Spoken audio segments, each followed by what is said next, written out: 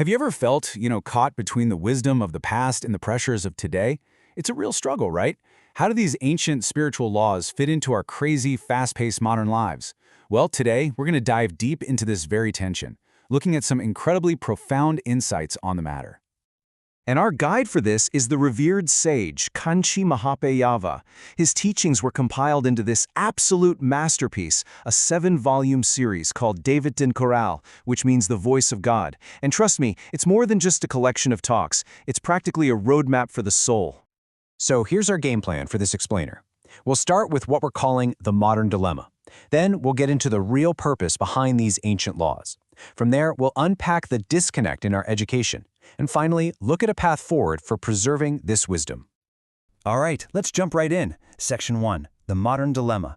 This really gets to the heart of the question so many of us are asking. In a world that's always changing, do these ancient rules even have a place anymore?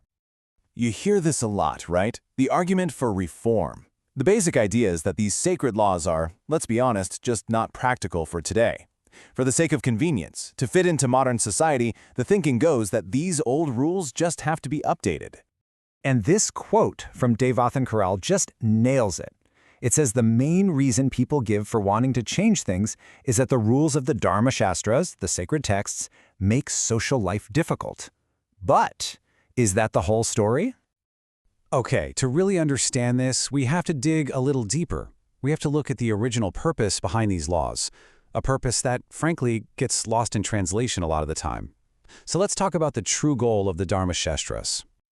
Now, this slide is key. It shows this huge distinction.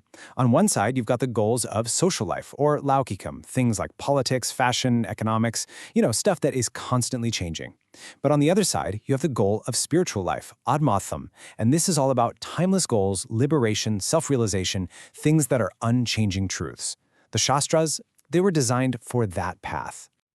And here's where it gets really interesting.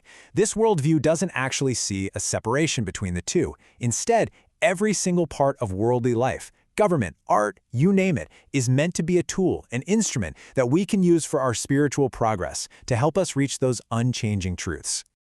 This quote really gets to the heart of it all. The main goal was never about making our life here on Earth more comfortable. It's about a much, much bigger prize. Spiritual bliss. And if that means putting up with a few inconveniences down here, well, from that perspective, it's a small price to pay. So, that leads to a pretty big question, doesn't it?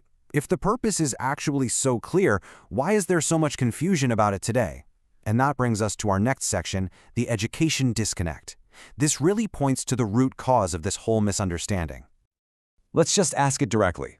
Why have so many of us lost sight of this fundamental purpose? Why is the line between worldly comfort and spiritual freedom so blurry for us? Well, according to Deivathin Kural, the answer is actually in our history. You see, once upon a time, education and religion were completely intertwined, but then the colonial era brought in a new system that split them apart. Over time, this new secular system became the only way to make a living, and that separation just became deeper and deeper. And the result? Today, we have generations of people raised with almost no formal connection to the spiritual logic of the Shastras. And the key takeaway here isn't about blaming individuals or reformers. Not at all. It's about recognizing that the system itself, the educational system, is what created this giant gap between our modern lives and our spiritual heritage. So, if the problem is baked into the system, what's the solution? Where do we go from here? Well, that leads us right into our final section, the path to preservation, which lays out a way to bridge this gap and bring back a deeper understanding. The text proposes this really clear 3-part path. First, it all starts with the youth, by nurturing faith and a spiritual kind of intellect from a young age. Second, it's all about community, learning with and from people who actually live by these principles. And third, it calls for a deep trust in the wisdom of the great sages, the rishis, believing that their direct experience is the ultimate guide to our well-being. And all of this leaves us with one last big thought to ponder. As we navigate this world that is always shifting, its politics, its values, its fashions, how do we, each of us, find an anchor in that which is timeless? Thanks so much for watching. We really hope this gave you some food for thought. Before you go, we just wanted to tell you a little bit about us here at Gyan Kosh. We're a multilingual channel, and we share spiritual wisdom in English, Hindi, Marathi, Tamil, Gujarati, and Bengali. And we've got more major languages on the way soon. Our whole goal is to bring you the timeless treasures of Sanatana Dharma in a way that's simple, clear, and really meaningful for your life today.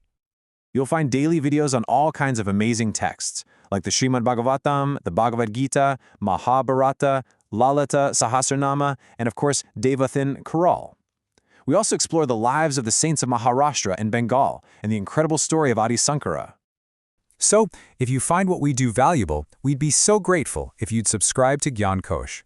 That way, you'll get notified every time we post a new video. And please, don't forget to like this video, share it, and help spread this divine knowledge with your family, your friends, and your whole community. Let's work together to keep the light of Sanatana Dharma shining bright. Thanks again for joining us.